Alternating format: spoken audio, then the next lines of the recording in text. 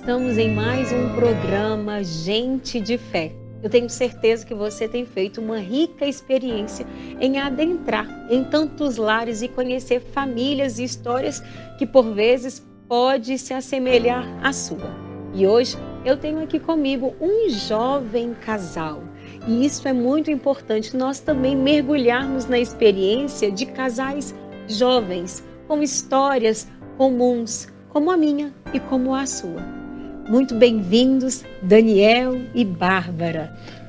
Vocês possam se apresentar aí para o público. É com grande alegria que a Canção Nova recebe vocês. Aline, muito obrigado pela sua recepção. Para mim é uma honra estar aqui com vocês e também ao lado da minha amadíssima esposa. Para a gente é sempre uma alegria, né? Poder partilhar um pouco da nossa vida, conversar um pouco sobre a nossa história, né, Benzinho? Muito obrigada, Aline. Obrigada, Canção Nova. É realmente uma grande alegria. A gente está em uma missão aqui, né? É isso mesmo. Quando nós falamos, né? Quando nós contamos a nossa história para o outro, é uma missão. Eu toco muito nessa experiência porque eu sou psicóloga. Então, assim, o quanto que quando nós verbalizamos a nossa história, nós compreendemos ela melhor e nós ajudamos o outro, porque a nossa história na vida do outro também desperta flashes, desperta intuições, entendimentos, ilumina algumas coisas que pode parecer simples, né? Mas se torna grande na vida do outro. E a Bárbara, falando já um pouco da minha história, teve um papel crucial na minha mudança de vida, né? Então eu venho de uma família que se dizia católica, né? Tinha meus pais, né? Eu cresci ali a minha primeira infância até meus 6, 7 anos de idade dentro da igreja, mas meus pais tinham uma fé muito, muito fraca, uma fé muito agarrada nos homens, né? Dessa forma até que eles contam.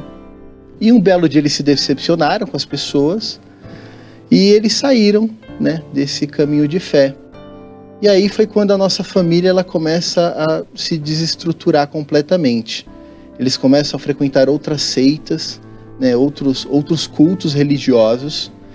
E isso começa a tornar a nossa casa um verdadeiro inferno. Então, eu lembro da minha infância com muita tristeza, no sentido de que não havia noite que não se ouviam brigas, discussões dentro da minha casa, né? Meu pai ele batia muito em mim, no meu irmão, né? Eu tenho um irmão mais novo. E ele também, né, descontava essa ira dele na minha mãe. Então batia muito na minha mãe. Então a gente tinha uma casa assim completamente desestruturada. E um belo dia eu conheci, né, a comunidade que nós frequentamos, é a comunidade católica Famílias Novas do Imaculado Coração de Maria. E lá se falava muito sobre a importância da família, da gente enxergar a nossa casa como uma terra de missão. E aí, Aline, a minha casa era uma terra de missão mesmo, assim, era questão de quase uma cruzada ali. E o seu pai, ele tinha algum vício ou essa agressividade física dele era por uma desordem emocional ou até mesmo espiritual?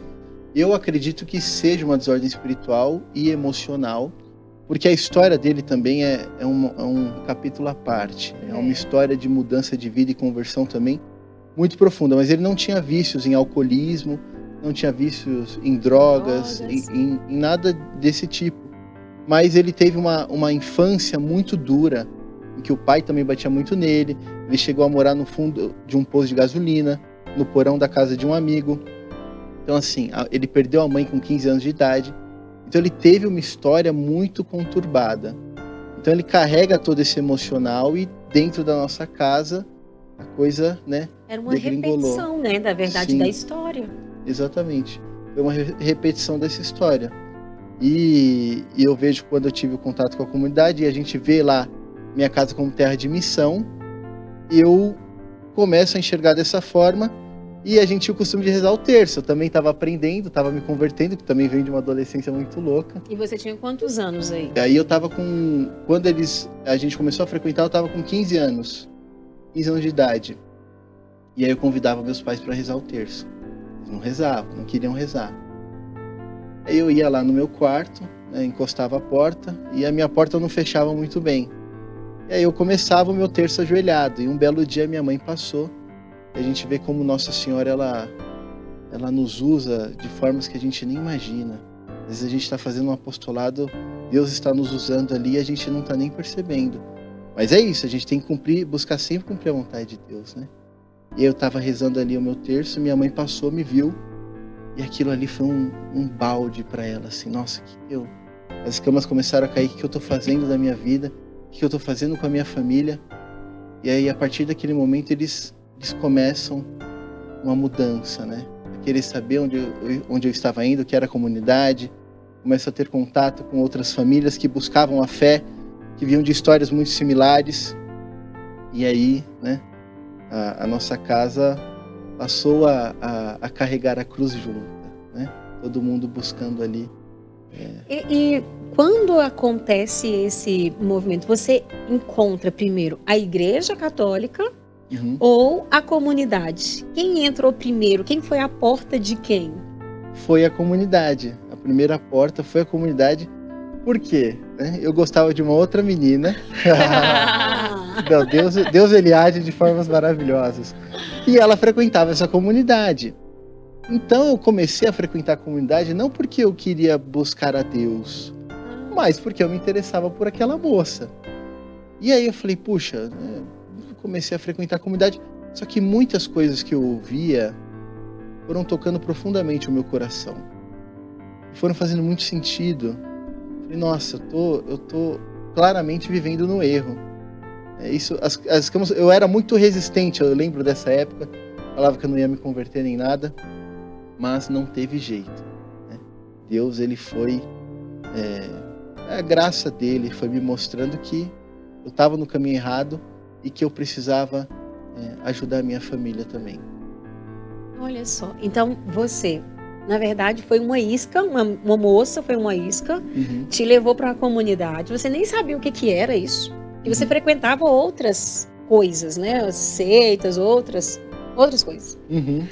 Aí conhece uma comunidade, essa comunidade te leva para o catolicismo e ali você vai fazendo uma experiência de conversão. Sim, experiência de conversão, e eu tive o prazer de conhecer, né, pouco tempo, assim que eu entrei eu conheci a Bárbara, né, foi lá em 2008, só que coisa de 2 anos depois, 3 anos depois, sabe, eu falei, nossa, peraí, eu acho que ela é uma moça para casar, né? Ela quem me conquistou, essa que é a verdade. Eu gostava de uma outra moça, e aí eu ia pedir conselhos para ela, né? Falei, o que você acha daquela moça? Ela falou, olha, aquela moça não é para você. Realmente não era uma moça para mim, né? Ela estava me aconselhando como uma verdadeira amiga.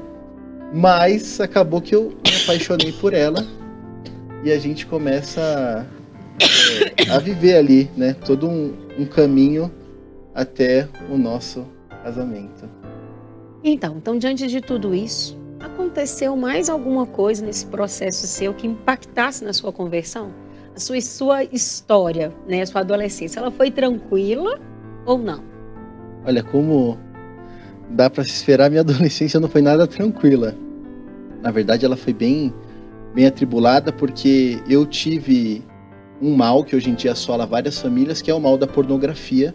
Eu tive contato com isso muito cedo. Eu tinha algo em torno de 7 anos de idade, 8 anos de idade. Infelizmente, meu pai tinha uma fita cassete. Eu simplesmente dei play e era um vídeo desse tipo, né? Era um conteúdo pornográfico. E aí, a partir daquele momento, eu adquiri esse vício. E esse vício vai me acompanhar ao longo de toda a minha adolescência. E isso me trouxe muitos problemas futuros, né? No sentido de que eu tive muita dificuldade de lutar contra esse vício. Então eu queria sair com meninas, queria ficar de namorico, eu nunca pensei em ter algo sério, né? Então quando eu chego ali nos meus 15 anos de idade, apesar de ser muito jovem, né, a minha conversão profunda mesmo vai acontecer lá para os 20, 21 anos de idade. Então eu ainda tinha ali uma experiência de fé, mas caía muito nos meus vícios, né? Principalmente nesses vícios relacionados à sexualidade. E aí eu tive relações, né, fora do casamento, antes, né, da gente casar. E isso foi uma mancha, né? Uma mancha muito grande. Mas a Bárbara, ela me ajudou muito nisso, né? Porque ela foi, ela é, né? E sempre será uma moça muito forte, muito decidida. E ela, quando a gente começa a namorar, ela não queria de nenhuma forma ofender a Deus, em nada. E isso para mim era muito forte, porque a minha tendência era querer tirar alguma casquinha, né? A gente, graças a Deus, nunca caiu, né, em fornicação, mas eu queria ficar um abraço mais demorado, eu queria tirar algum tipo de casquinha, mas ela sempre foi muito forte. E ela virava e falava assim pra mim: ah, você faria isso na frente do meu pai? Olha, gostei, Falava, gostei. "Nossa." E aquilo, né, puxa vida, não faria. E ela sempre muito decidida, muito decidida. E hoje a gente colhe os frutos, né, desse namoro. A gente soube viver o tempo, a distância e o sacrifício. Então você começa com a pornografia aos 7 anos. Uhum.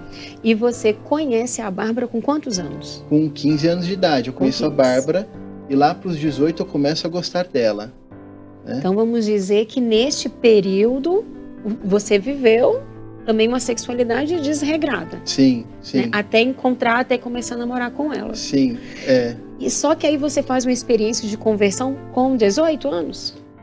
Na verdade com 15 o anos... início, começa... Com 18 anos a coisa vai tomando mais forma. E eu diria que eu tinha, né, como meta, assim, para namorar a Bárbara, ter superado, né, esse vício. Não cair nesse vício. Então, a gente começa o nosso discernimento para o namoro, mas aí eu preciso de muita mudança quando a gente começa o nosso discernimento, né? E o nosso discernimento, ele leva um tempo porque eu precisava, né? Eu precisava mudar, eu precisava ser um homem novo. Eu ia carregar um tesouro do meu lado. E é aquilo, a gente sabia que se fosse para namorar, era para casar. Não ia... Estava realmente buscando viver uma mudança de vida, de perspectiva, de tudo. E isso que você traz é muito importante, sabe? Porque as pessoas têm essa ideia de mágica, né? Então eu tenho um vício, que estou ali com ele durante um tempo, então eu faço um processo de conversão e de repente no instalar de dedos tudo muda. E não é assim, né? Custa, te custou. Sim. E você só conseguiu vencer porque você olhou para alguém que valesse a pena. Né? Por causa dela, você submetia a essa vontade. Porque a vontade vinha, né? Mas por causa desse, de um bem maior. Qual era o bem maior? A Bárbara. Que lindo, né? E a Bárbara, então, essa mulher forte, que foi, de fato, esse alvo, né? Essa pessoa que foi o motivo dele escolher matar as próprias vontades. Quem é a Bárbara? Eu sou filha da Nunu e do Benê, mais velha de 5. Então eu sou mais velha que o Lucas, que o Matheus, que o Tico e que a Gabi. Gente, falou com certo orgulho. Ai, eu adoro ser mais velha, eu sou a chefe da turma. Então eu nasci em um berço católico. Então desde pequena eu ia à missa aos domingos. Eu sabia quem era Nossa Senhora, porque eu nasci no dia 13 de maio. Então já tinha um amor assim por Nossa Senhora desde pequenininha. Acho que muito porque ela me escolheu para o dia 13. Mas era mais um católico assim de fundo de missa, sabe? Mais IBGE, assim, não tanto IBGE, mas era ir à missa aos domingos. Eu tinha muita clareza do que era certo, do que era errado. Meus pais me ensinaram isso, mas a conversão da minha família, a conversão dos meus pais mesmo, a história deles é muito linda de amor, foi quando eu tinha meus 9 anos. Aos meus 9 anos que meu pai traía minha mãe, ele teve uma ascensão profissional muito grande, que daí ele começou a trair minha mãe, se aburguesou, começou a se ausentar mais de casa. E quando eu tinha meus 9 anos que minha mãe descobre, perdoa meu pai, e aí há uma família nova nascendo a partir do perdão da minha mãe, né? E a partir daí que meus pais começaram a buscar mais o catecismo, queriam saber mais, queriam buscar um lugar que eles encontrassem outras famílias que desejavam o céu, assim. Então, a busca, assim, da conversão mesmo, católico de fato, foi depois dos meus 9 anos. Minha família começou a buscar mais a Deus. Então, eu fui muito agraciada, né? Eu fui protegida. Então, a quem muito foi dado, muito será cobrado, esse é pra mim. Porque meus pais sempre foram bons pais, meus irmãos sempre foram bons irmãos. Eu não tive problemas assim na vida. Sabe quando pensa em um sofrimento, pensa em um grande problema, um grande trauma? Eu não tive isso, assim, né? Apesar desse começo, meu pai ter tido esse problema, minha mãe conseguia contornar muito a situação e ela fazia com que a gente nutrisse sempre um amor muito grande pelo meu pai. Minha mãe nunca falou mal do meu pai, apesar dela saber como ele estava vivendo, né? Então ela sempre quis que a gente fosse muito amigo do meu pai. Então a gente jogava bola com meu pai. Ela organizou uma viagem para ir só eu e o meu pai. Então eu não sofri aquilo que minha mãe estava sofrendo, entendeu? Assim, afinal de contas, você não era esposa, você era filha, né? Então fui muito protegida. Minha mãe, uma mulher muito sábia, né? Então ela soube conduzir muito bem essa situação. Claro, né? Uma vez ou outra eu ficava esquecida na escola, mas acho que se fosse a pior coisa foi isso. E aí eles fundaram uma comunidade. Sim, é isso. Eles queriam encontrar. Depois que eles viam, né, que os nossos amiguinhos na escola, os pais todos estavam se separando. E então eles queriam encontrar um lugar que as famílias buscassem a mesma coisa que eles estavam buscando. E eles foram até o bispo, perguntaram, e o bispo falou para eles que essa comunidade não existia, esse lugar não existia, que eles deviam escutar o que o Espírito Santo estava pedindo para eles. E você tinha quantos anos quando isso aconteceu? 9 anos. Tudo aconteceu aos 9? 8. A conversão aos 8. A comunidade foi fundada quando eu tinha 9. 9. Ah, foi bem rápido, né? É um senso de urgência de Deus mesmo. Sim. A partir você trouxe essa fala, eu achei interessante, né? Uma família nova. Ali nasceu com aquela traição, com o revelar da traição, o perdão, nasce uma família nova. E o nome da comunidade é este, né? Famílias Novas. Então, logo 1 ano depois, já tinha uma comunidade nascendo ali. Que legal. Sim. É interessante, né? Que meu pai, ele tocava teclado e ficava olhando os apartamentos, né? E a gente escutando Louvemos, música de louvor, pra gente tava uma delícia lá naquela casa, a família já renovada, né? Mas ele ao mesmo tempo escutava os gritos dos outros apartamentos. Então algo precisava ser feito, né? Eles não podiam deixar, colocar a luz debaixo do candeeiro, né? E reter, né? Reter só para eles. É isso que eu acho, essa a beleza daquele que tem um senso mesmo de urgência e que toca de fato naquilo que é a vontade de Deus. Porque uma vez que eu experimento, eu transbordo. Uma vez que eu transbordo, eu alcanço o outro. Alcançando o outro, eu faço o outro existir. Então assim, o seu pai ele via o existir dos outros que estavam ali, né? Porque um grito é um grito de socorro, né? As brigas, neste ponto de gritaria, é um grito de socorro, é um pedido de socorro. Alguém me escute, porque eu estou perdido.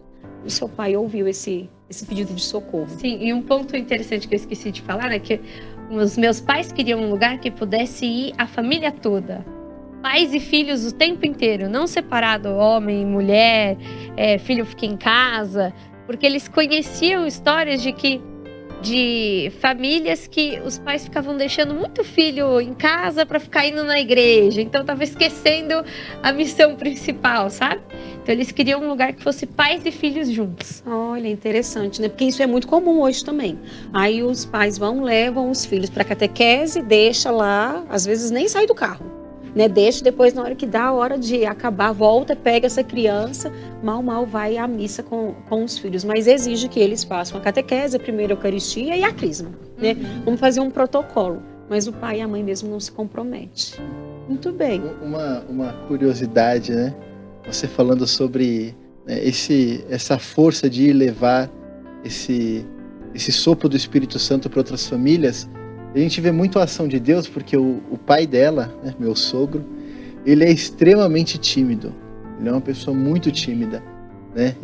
Então, imagina você ser tímido, mas Deus chama você para transformar as famílias, para fazer famílias novas, né, que sejam do Imaculado Coração de Maria. Então, a gente vê muito a ação de Deus na comunidade mesmo, né? E a gente consegue ver muitos frutos em muitas famílias. Um exemplo é a minha família, né? O que era a minha família, o que é a minha família hoje.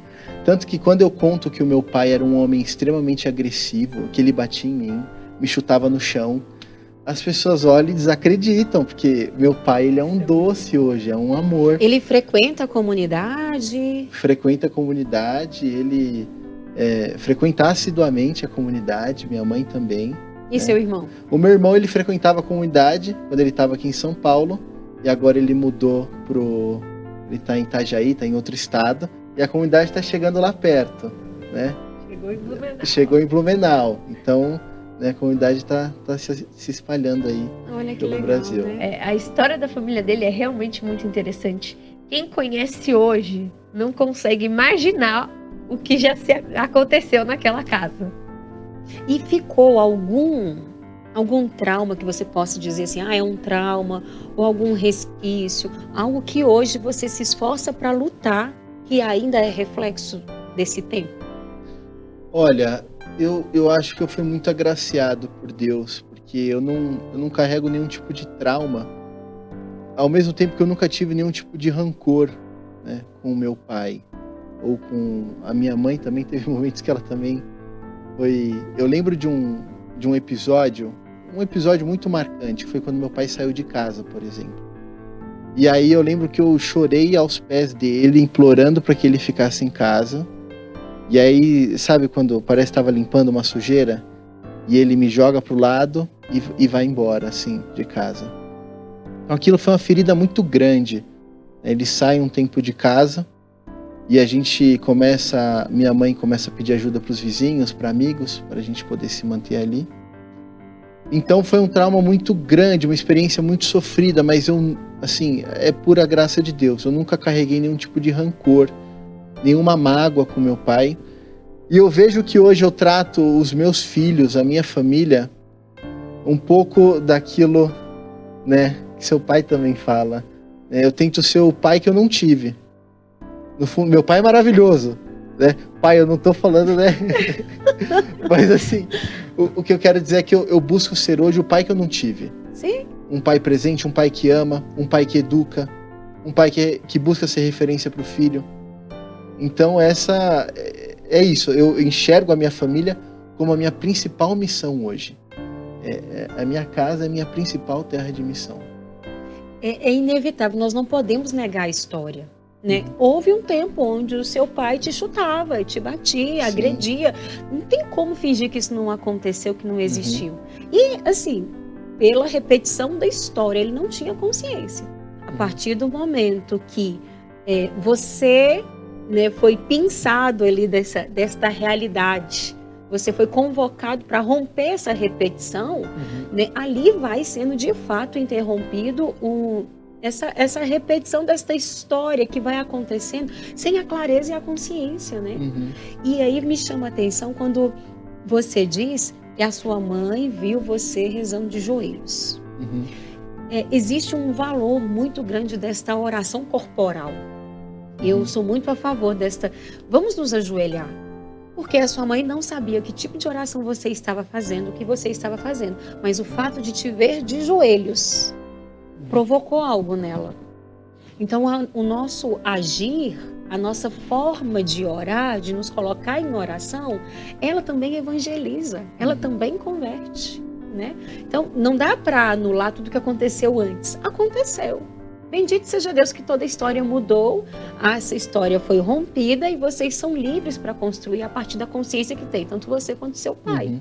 Né? É um fato curioso, o meu pai, ele teve um problema com o pai dele, e aí ele retoma os laços com o meu avô, E é uma coisa muito linda, porque meu pai carregava mágoas do meu avô, e essas mágoas foram sendo curadas. E no final da vida do meu avô, meu pai pôde assistir muito de perto o meu avô, né? Pôde, né, ajudar ele a encontrar um sacerdote para se confessar.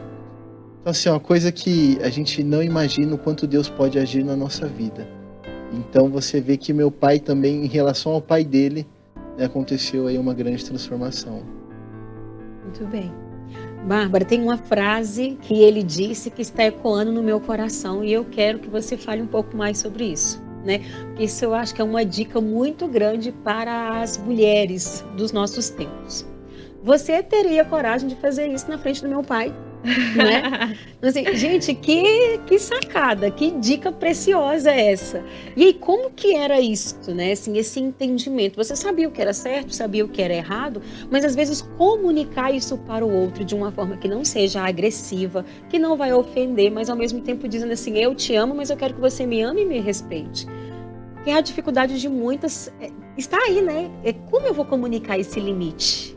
Você comunicou de uma forma brilhante. É que eu tinha muito claro para mim, né, que eu não queria ofender a Deus. E uma forma assim, o jeito que eu namorasse na frente do meu pai, certamente seria a forma como Deus quer, né? Porque meu pai me ama, Deus me ama, então acho que essa era uma forma de a linha, né? A linha certa. O que ele fizesse na frente do meu pai seria o que Deus estava querendo. E uma coisa que eu lembrava, né? Eu ainda não sou sua esposa, não sou sua esposa.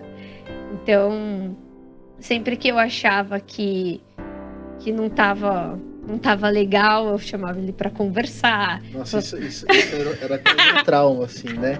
A gente se encontrava e depois ia uma mensagem assim, precisamos conversar. Pronto. Nossa, já era um frio na barriga já.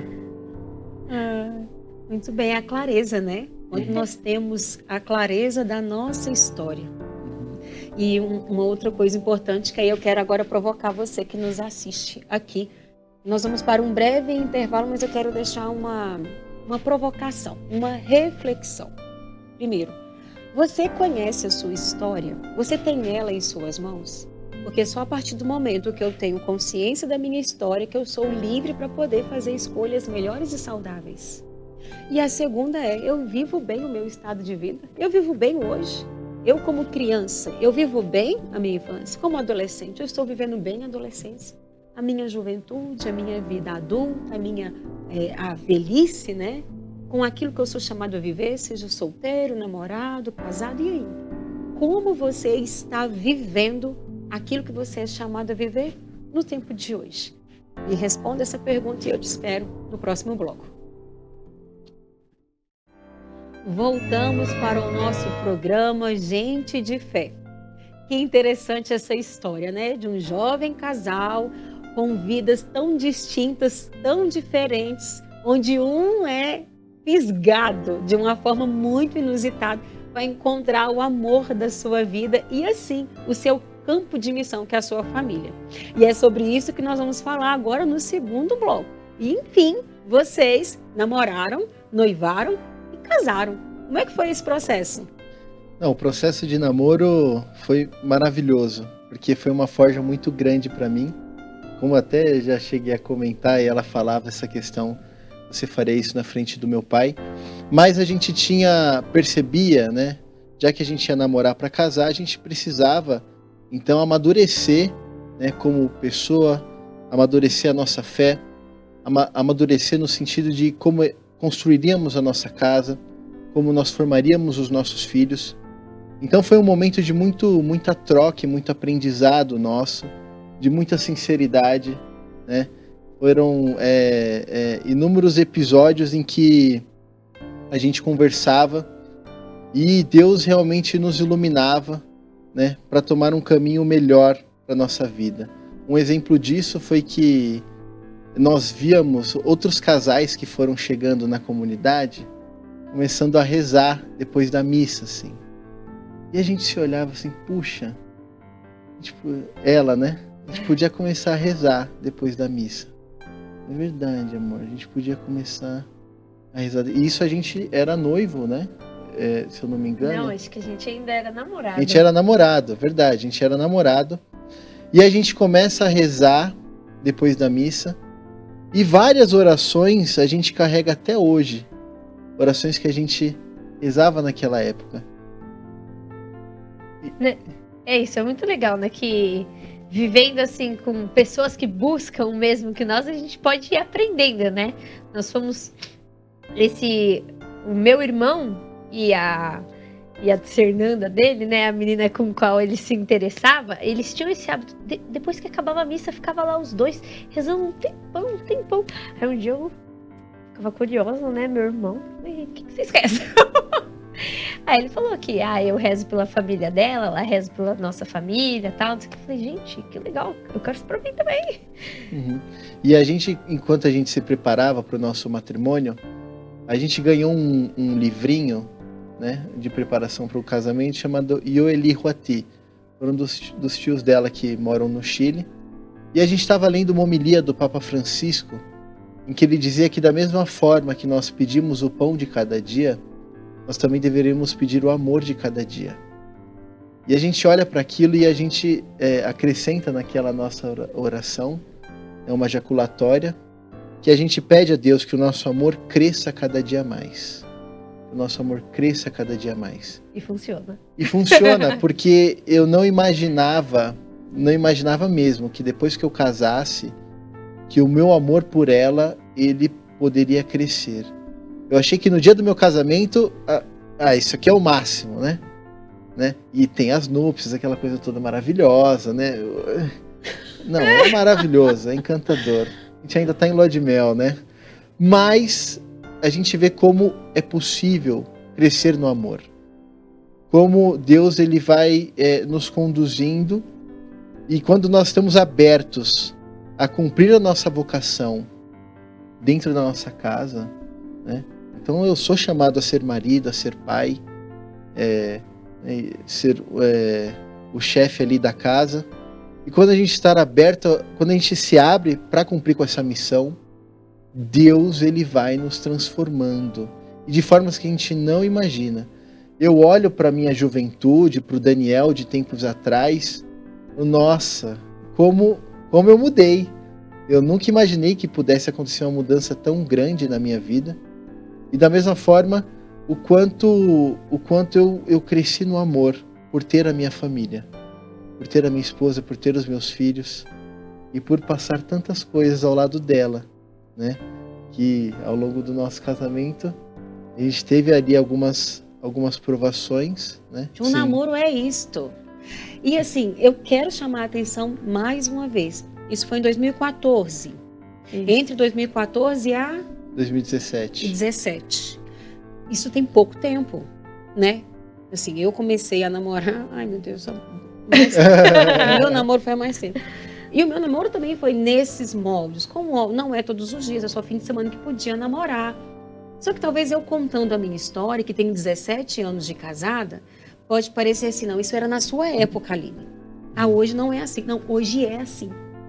Basta que nós tenhamos pais que saibam colocar limites e filhos que entendam o seu valor diante de Deus.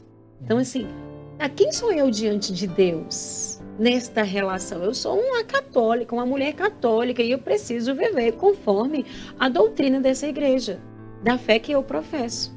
E a história de vocês traz essa atualização, né? Então, não é um chicletinho. Por quê? Porque namoro é tempo de descoberta. Vocês estavam se conhecendo as famílias. É esse casal que agrega, né? Não que se exclui. E a descoberta da alma do outro, né? Eu acho que no nosso discernimento mesmo, ela foi descobrindo muito da minha história, de quem era o Daniel, dos meus problemas, dos meus vícios. Então é o tempo de descobrir a alma do outro, né? Então a gente foi eu fui descobrindo a alma da Bárbara, as virtudes da Bárbara. Eu fui percebendo que realmente era a mulher que eu queria que estivesse ao meu lado quando eu constituísse a minha família. E a gente viveu muitas coisas que a gente percebe hoje que foram benéficas. Então essa questão de você não se isolar, Nossa, isso é maravilhoso. Evite locais fechados. Locais fechados, escuros, com música romântica? Não, isso não existe para um casal de namorados. Não. Vai dar carona pro outro? Pô, pula do carro quando chega. Não fica esperando no carro, não. Não para em lugar isolado com o carro. Então foram coisas muito práticas e reais, assim, né? A gente tem que agir mesmo com muita força. Nesse ponto, a Bárbara era, assim, um impávido colosso. Ela era muito firme. Eu, às vezes, vacilava, queria tirar ali uma casquinha, queria demorar em um abraço, mas ela sempre foi muito firme, muito decidida, né? E isso foi uma forja muito grande, principalmente para mim, porque ela era uma mulher que se valorizava muito. E eu percebia nitidamente que ela ama, né? Não é que ama, ela ama a Deus muito mais do que a mim, né? Ela ama muito a Deus. Eu lembro uma vez que um dia a gente estava conversando, uma conversa séria assim, e ela vira e pergunta para mim: você acha que a gente já ofendeu a Deus? Nossa, e aquilo até hoje me arrepia, essa pergunta dela, né? E aquilo me doía o coração, né? Porque eu, da minha parte, eu não podia ficar querendo tirar casquinha, sabe? Ficar querendo abraçar e demais e tudo. E quando ela faz essa pergunta, parece que mais uma vez eu assimilo. Nossa, existem coisas que são muito maiores e que a gente tem que valorizar muito mais, né? Do que simples abraços. Exatamente. E aquilo, né? Eu via o quanto ela estava empenhada a uma vida que buscasse a Deus acima de tudo. Querendo ou não, é a mulher que conduz. Uhum. A mulher sábia sabe seu lugar e seu valor. Ela leva o homem aonde ela quer, seja para o melhor, seja para o pior. Uhum. E aí vocês se casam e têm filhos. Uma coisa é conduzir este homem solteiro. Outra coisa, Bárbara, é conduzir este homem casado. E aí? Como que é essa vida de casado, a chegada dos filhos, o desafio? Foi fácil, foi difícil? Teve alguma intercorrência com relação à gestação? Alguma dificuldade ou não? Alguma decepção? Alguma ação concreta de Deus onde vocês foram impactados e surpreendidos pelo amor dele? Acho que entre fácil e difícil, para mim foi fácil. Para mim é bom demais, assim. Seria como poderei retribuir ao Senhor Deus por tudo aquilo que Ele fez em meu favor. Porque realmente, nossa, é muito bom ser esposa dele. É muito bom ser mãe dos meus filhos. Eu amo a minha vida. Então, para mim é fácil. Essa parte, para mim, eu amo. Realmente, assim, é muito gostoso ser família, né? É algo que realmente vale a pena. Então, aquilo que a gente batalhou atrás, colher agora, acho que mais na frente a gente vai colher mais ainda, né? Mas é muito bom. Mas você perguntou da gestação, né?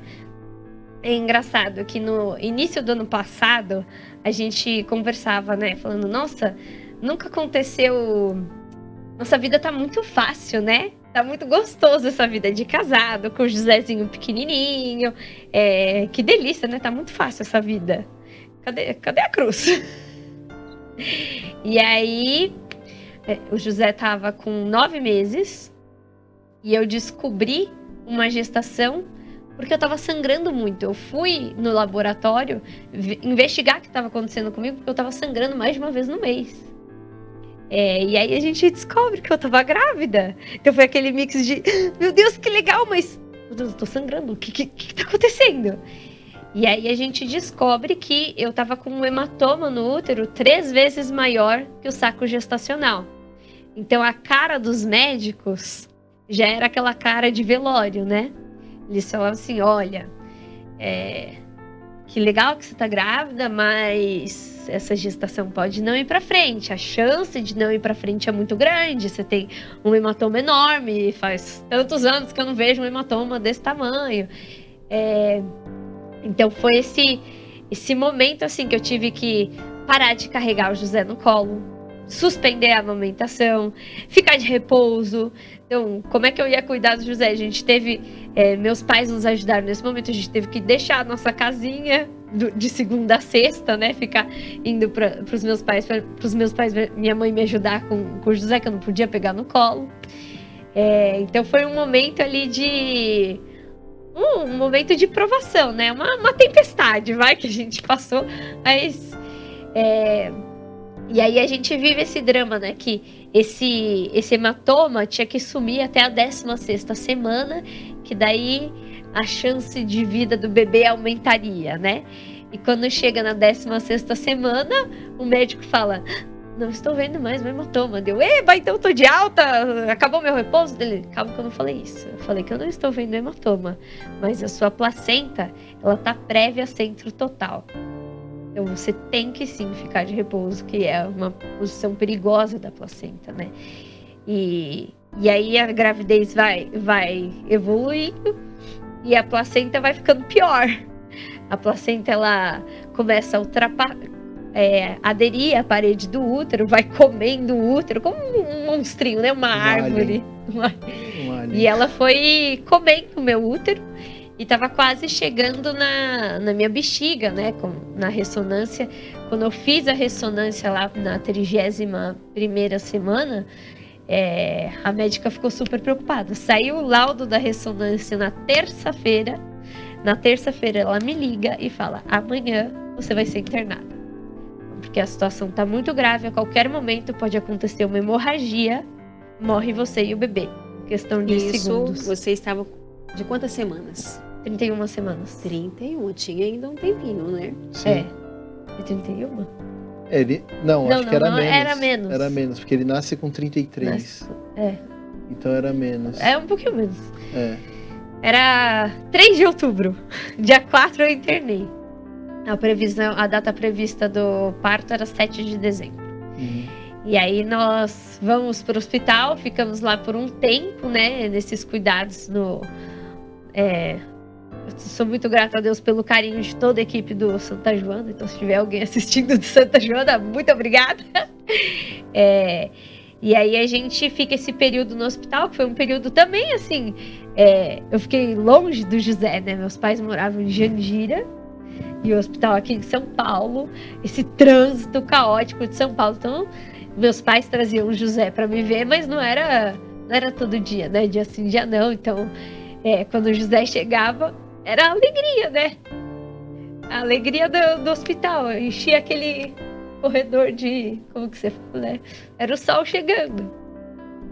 E quando ele ia embora também, né? Foi um período difícil, mas foi muito bom esse período, porque nos forjou muito, né? E que alegria a gente poder hoje ter o Pedro, que lutou tanto, né? Já assim que ele foi concebido, já tinha ali um hematoma, lutando contra ele, assim. E aí a gente... O parto é agendado para as 34 semanas. No dia que eu fiz 34, já foi feito o parto. Foram quase 20 médicos na sala. Não sei quantas horas de cirurgia, não sei se você quer falar essa parte. Que você viveu. Essa parte da cirurgia foi um momento muito forte, porque quando a gente vive em comunidade, a gente vê os irmãos rezando por nós. E muitas vezes a gente se sente muito indigno de tanto carinho, né? Com tantos irmãos rezando, correntes de oração, orações pela madrugada. E a gente, nesse tempo que a gente ficou no hospital, eu fiquei acompanhando a Bárbara, a gente viu praticamente um retiro espiritual ali, né? E a gente buscava que fosse feita a vontade de Deus, porque existia a chance dela permanecer com o útero dela, era muito pequena, né? Era uma chance assim remota. E a gente casa com aquele desejo de ter muitos filhos, né? A gente casa no dia 7 de setembro, em outubro, vem a concepção do José. O José vai nascer em 2022. Depois vem o Pedro logo em seguida. Então, assim, a gente tinha aqueles planos nossos, né? A gente imaginava que nós teríamos muitos filhos. Então, chega no dia da cirurgia e a Bárbara entra no centro cirúrgico, ela se despede do José, só que existia uma chance, ela corria muito risco de perder a vida, porque era uma cirurgia muito delicada. Então, quando começa ali a cirurgia, como ela disse, uma sala lotada, a gente com um tercinho na mão, né? A gente rezando o terço ali. E aí assim que o Pedro nasce, ela vê o Pedro, né? O Pedro nasce pequenininho, muito pequenininho. Ela é entubada. E aí quando ela é entubada, eu fiquei imaginando que talvez fosse a última vez que eu fosse olhar para os olhos dela, né? E ali ela começa a perder muito sangue. Ela perde mais de 6 litros de sangue. Ela perdeu todo o sangue que ela tinha no corpo, mais parte do que foi transfundido para ela. Então foi uma cirurgia muito agressiva. E infelizmente, ela não tem mais o útero. Infelizmente, a gente naturalmente não pode mais ter filhos. E isso foi, num primeiro momento, uma dor muito grande pra gente, né? Mas a gente sabe, né, que a nossa vida não são os nossos planos, são os planos de Deus. É interessante, né, que assim que a gente casou, a gente buscou um lugar para lua de mel que tivesse missa todo dia, né? Então na nossa primeira missa de casados, eu já consagrei o meu útero a Deus, né? Que eu tinha aprendido na comunidade que isso devia ser feito.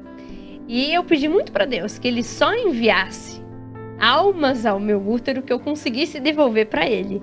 Então assim, eu pedi muito, só pedi e receberei. Então pedi. Então foi isso, né? Ele me deu 2 filhos e eu vou devolver eles para Deus. E uma coisa que a gente comentava, né? De crescer no amor, uma ladainha que a gente, né? Senhor, que o nosso amor cresça cada dia mais. E a gente percebeu que quando a gente sofreu, né? Passou por esse momento de tribulação, de cruz, a gente percebeu o quanto o nosso amor cresceu. Eu vejo que nós dois passando por esse momento de trincheira, por esse momento de cruz, eu vejo o quanto o nosso amor cresceu. O fato de nós estarmos um ao lado do outro, de nós sabermos que é necessário carregar a cruz, a gente vê o quanto o nosso amor cresceu, o quanto o nosso laço se fortaleceu. Então muitas vezes tem famílias que passam por dificuldades e a tendência mais comum é você, deixa quieto, eu não vou enfrentar junto, eu não vou estar junto. Mas isso é uma tentação do demônio para que o amor do casal não se fortaleça. Porque quando um casal sofre junto, nossa, o amor que eles criam depois desse sofrimento é uma coisa muito grande. E eu digo porque a gente passou por isso, né? E a gente buscava sempre estar em conformidade com a vontade de Deus. Então eu vejo que isso fortaleceu muito nossos laços, né? Pode parecer uma história assim, nossa, mas eles tiveram 2. Né? Falando que não vão poder ter mais, como se fosse algo extraordinário. Mas porque existia já um desejo no coração de vocês de uma família numerosa. Querendo ou não, é uma oferta, né? E tenho 2 filhos. Todos os outros que existiam como um desejo no coração de vocês e que não virão de forma biológica, né? Sabe lá o que Deus tem para vocês? Vocês são jovens, né? Mas não vai ser mais pelo ventre da Bárbara, né? Porque ali Deus encerrou este tempo como uma oferta também. Porque a história de vocês, de fato, nos tempos atuais, é como se fosse um conto antigo no tempo de hoje. É uma história antiga no tempo de hoje. E é isso que eu estou achando assim sensacional. E a história de vocês precisa alcançar muitas pessoas para que as pessoas percebam que é possível viver isso. Porque para muita mulher ferida pode pensar o seguinte: vocês estão contando uma história que ela não é possível de ser vivida. Mas isso é mentira. O que vocês estão dizendo aqui é possível de ser vivido. Basta que. Aí você me desculpa, tá, Daniel? O mérito é todo dela. Com certeza. É todo da Bárbara. Uma mulher sábia e sabe o seu valor, determinada. Ela salva um homem. Ela tira um homem da miséria, ela tira esse homem do vício. Ele arranca este homem que está no pior, ele arranca o melhor que pode existir dentro dele, né? E este olhar de admiração que você lança sobre ela e que ela lança sobre você é justamente por isso. Porque, de certa forma, você sabe que ela arrancou o melhor que existia dentro de você. E você encontrou algo que ninguém havia encontrado dentro deste homem. né? Então, que a história de vocês possa alcançar inúmeras pessoas. Mas, acima de tudo, é encorajar a atualizar no hoje aquilo que é eterno. Porque não é um conto de fadas, não é um faz de conta. É uma vida de verdade vivida na vontade de Deus. E é diante disso que eu quero que vocês deixem aí um recado para essas mulheres e estes homens que nos assistem. Qual é o recado que você tem para eles? Vocês têm para eles? Bom, o meu recado é que nós somos pessoas completamente comuns, né? E a gente busca, se de uma forma muito, muito serena, mas muito real no nosso dia a dia, a gente busca sempre cumprir a vontade de Deus. E uma frase que o pai dela gosta muito, né? Não faça uma nova família, faça da sua família nova, né? Então, dedique-se inteiramente pela sua casa, pela sua família, e veja ali que ali é a terra de missão, é ali que você vai santificar, é ali que você vai viver o seu calvário. A minha mensagem, então, eu gosto muito de uma passagem que o Papa Bento, já velhinho, disse que o paraíso deveria ser semelhante à família dele, à casa dele no tempo de criança. Então, eu acho isso que é possível, é real, assim, é muito gostoso ser família, é muito bom estar em casa, estar com os filhos, estar com o marido. Então, que a gente possa viver o paraíso dentro dos nossos lares. É possível viver o paraíso nos nossos lares. Mas custa, né? Custa. E quem é que quer dar a vida nos tempos de hoje? Eu agradeço vocês por escolherem corresponder à vontade de Deus nos tempos de hoje. Em tempos modernos, tempos difíceis, onde as pessoas falam de Deus, mas não vivem o que Ele ensina. Vocês escolhem viver. Então, que Deus abençoe muito o matrimônio de vocês, que o coração continue sendo cada vez mais alargado, para que assim vocês encontrem também qual é a vontade de Deus para o próximo passo. E vocês vivem muito bem o hoje, à espera do próximo passo de Deus na vida de vocês. Para hoje, o que Ele tem é a vida destes dois meninos que serão grandes homens, com a graça de Deus e com todo o empenho de vocês. Mas e o próximo passo? O que Deus tem? Com que vocês possam continuar com esses ouvidos atentos e com o coração ardente e entregue, mas acima de tudo, uma determinada determinação de Santa Teresa Ávila para seguir em frente com a missão de vocês. E para você que nos assiste, quero fazer mais uma pergunta. Você é essa mulher forte, corajosa, decidida, encontrada dentro do coração de Deus?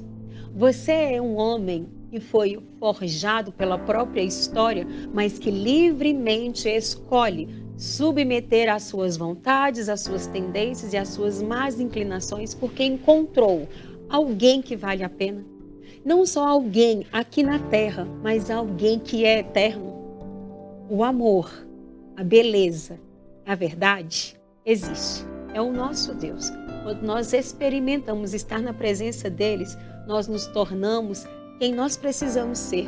Colocamos os limites necessários na vida e somos forjados. E assim, nós atualizamos aquilo que é a vontade de Deus na nossa vida. Que você possa ter essa coragem de atualizar na sua vida aquilo que Deus tem para você. Que você possa rever este programa e todos os outros para aumentar a sua fé através dos nossos canais, o Canção Nova Play e o CN Plus. E eu te espero no próximo Gente de Fé.